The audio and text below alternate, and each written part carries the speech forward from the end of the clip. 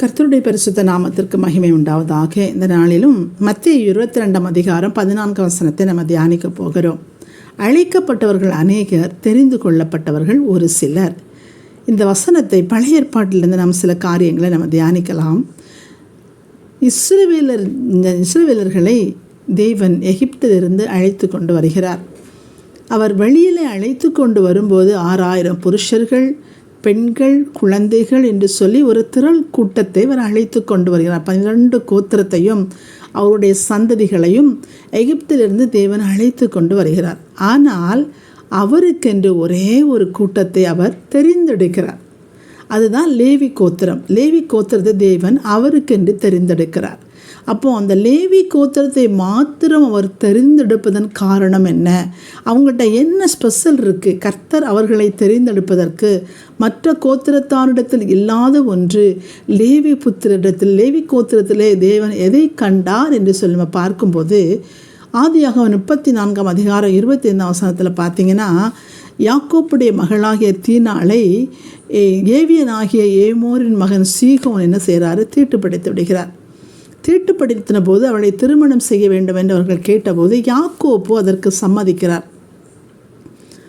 தேவன் யாக்கோபிடத்தில் சொல்லியிருக்கிறார், இஸ்ரவேலர்கள் மற்ற ஜாதியோடு கலவக்கூடாது என்கிற ஒரு வார்த்தையை தேவன் சொல்லியிருக்கார் பாருங்கள். ஆனால் யாக்கோப்பு கூட அதை மறந்து போய் ஏவியனாகிய அவனுடைய மகனாகிய சீகோனுக்கு தன் மகளை திருமணம் செய்ய அவர் ஒத்துக்கொள்கிறார். ஆனால் இதை சிமியோனும் லேவியும் அறிந்தவர்களாய், இப்படிப்பட்ட மற்ற ஜாதியாரோடு கூட நம்முடைய ஜாதி கலவக்கூடாது என்கிற அந்த வார்த்தையின்படியும் தன்னுடைய சகோதரியை வேசியாக இவர்கள் நடத்தினார்கள் என்று சொல்லியும் அங்கே போய் அந்த எமோரியரை அனைவரையும் அங்கிருந்த எல்லா ஜனங்களையும் அவர்கள் வெட்டி கொன்று போடுகிறத நம்ம ஆதியாகமம் 34-25 வாசிக்கிறோம். பாருங்கள், அந்த லேவியுடைய அந்த சிமியோன் லேவி என்ன செய்கிறாங்கன்னா, ஆண்டவருடைய வார்த்தை அந்த இடத்துல அவங்க பதிவு பண்ணுறாங்க. இஸ்ரவேலர்கள் வேறு ஜாதியோடு கலவக்கூடாது என்பதை. அவன் சீகோன் தன் சகோதரி ஏமாற்றினபடினாலே அவன் இப்படிப்பட்ட காரியத்தை செய்ய தன் தகப்பன் ஒத்துக்கக்கூடாது. இது தேவனுக்கு பிரியமில்லாதது. இது தேவனுக்கு நம்ம பக்தி வைராக்கியம் பாராட்டுகிற ஒரு காரியம் அல்ல. தேவனுக்காக நம்ம இதை செய்ய வேண்டும் என்கிற ஒரு காரியத்தை அந்நாட்களிலே லேவி அந்த காரியத்தை அவன் செய்கிறதை நம்ம பார்க்குறோம். பாருங்கள், இரண்டாவது பார்த்தீங்கன்னா யாத்திரையாகமம் 32 26 பார்த்தீங்கன்னா லேவியின் புத்திரர் பாருங்கள் என்ன செய்கிறாங்கன்னா, லேவியின் புத்திரர் அவங்க இஸ்ரவேலர் மோசே தன்னுடைய மலையிலிருந்து இறங்கி வருகிறார்.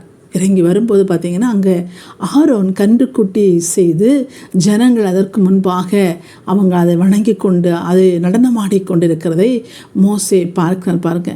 மோசே தன் கையில் இருக்கிற அந்த கற்பலகைகளை எரிந்து விட்டு அவன் சொல்லுகிற காரியம் என்ன என்று சொன்னால், யாரெல்லாம் தேவன் பட்சத்தில் இருக்கிறீர்களோ அவர்களெல்லாம் என் அண்டையில் வாருங்கள் என்று சொல்லி அவன் மோசே சொல்கிறதை நம்ம யாத்திரையாகமம் 32-26 வாசிக்கிறோம்.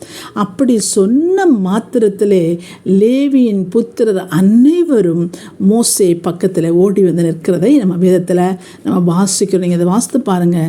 அவர் அந்த வார்த்தையை கேட்ட உடனே ஆரோனும் அவனுடைய லேவி புத்திரர் அனைவரும் என்று எழுதப்பட்டிருக்க அந்த வார்த்தை. மற்றவங்க கூட கொஞ்சம் வந்திருக்கிறாங்க. ஆனால் லேவி புத்திரர்கள் பாருங்கள், கர்த்தருக்கு பயந்தவர்கள், தேவனுடைய வார்த்தைக்கு பயந்தவர்கள் மோசையோடு அவர்கள் ஓடி வந்து இணைகிறதை கர்த்தர் பார்க்கிறார். பாருங்கள், மூன்றாவதாக எண்ணாகமம் 25 பார்த்தீங்கன்னா, இஸ்ரவேலர்கள் பகல் பேயாரை வணங்கி கொண்டிருக்கிறாங்க.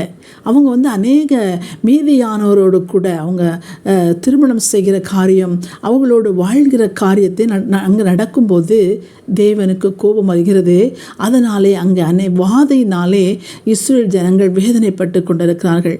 அப்படிப்பட்ட ஒரு நேரத்தில் பாருங்கள், ஒரு இஸ்ரவேல் புத்திரர் ஒரு மீதியானிய ஸ்திரியை அழைத்து கொண்டு வந்து அவன் விபச்சாரம் பண்ணி கொண்டிருக்கிறதை அந்த வேதத்தில் நம்ம வாசிக்கிறோம்.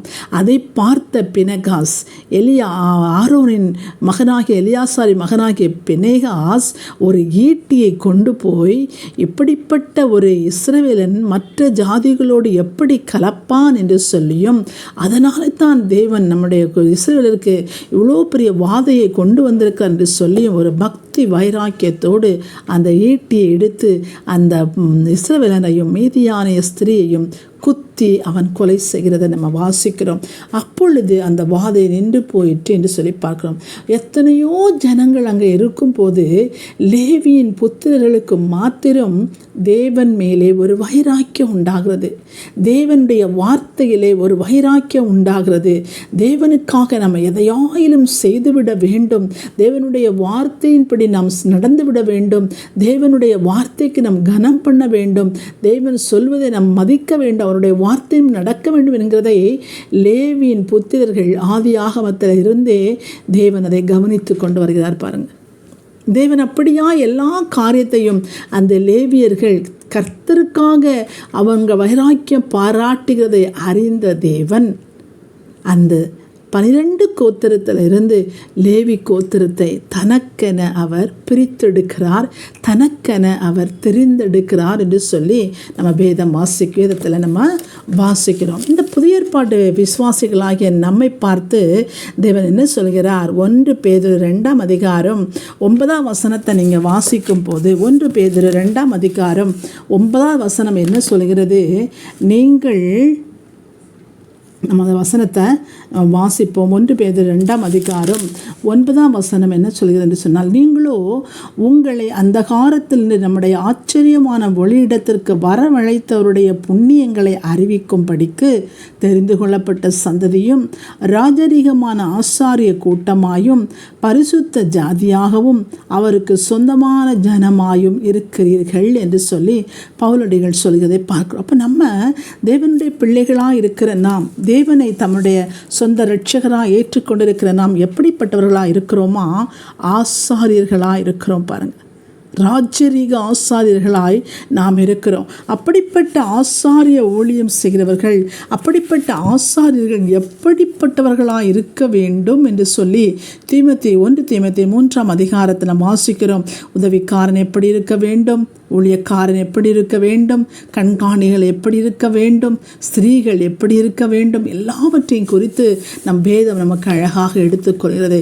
அப்படிப்பட்ட காரியத்தில் நம் வைராக்கியம் உள்ளவர்களாய் தேவனுடைய வார்த்தைக்கு எப்படி லேவி புத்திரர்கள் வைராக்கியம் கொண்டார்களோ அப்படியாய் தேவனுடைய ஊழியக்காரர்களாக நாம் புதிய ஏற்பாட்டில் ராஜரீக ஆசாரியர் என்று அழைக்கப்படுகிற நாம் தேவனுடைய வார்த்தைகளுக்கு ஆசாரியர்கள் எப்படிப்பட்டவர்களாக இருக்க வேண்டும், ஊழியம் செய்தவர்கள் எப்படிப்பட்டவர்களாக இருக்க வேண்டும், அவருடைய கற்பனை என்ன, கட்டளை என்ன, எல்லாவற்றையும் தீமோத்தேயுவில் அழகாக பவுலடிகள் எழுதி வைத்திருக்கிறார். அதன்படி நம்ம கற்று அதன்படி தன்னுடைய காரியங்களை நம்ம செய்யும் போது பார்த்தீங்கன்னா தேவன் தெரிந்தெடுத்த சந்ததிகளாய் நாம் மாறுவோம். நாட்களில் பாருங்க, எல்லாரும் ஊழியம் செய்யலாம் பாருங்கள், ஆனால் தேவன் விரும்புகிற ஊழியம், தேவன் பிரித்தெடுக்கிற லேவி கோத்திரம், தேவன் யாரை கொண்டு யாருடைய எந்தப்படிப்பட்டதான ஊழியங்களை செய்ய சொல்கிறாரோ, காரியங்களை செய்ய சொல்கிறாரோ அதை செய்தவர்கள்தான் புதிய ஏற்பாட்டில் லேவியர்களாய் காணப்பட முடியும்.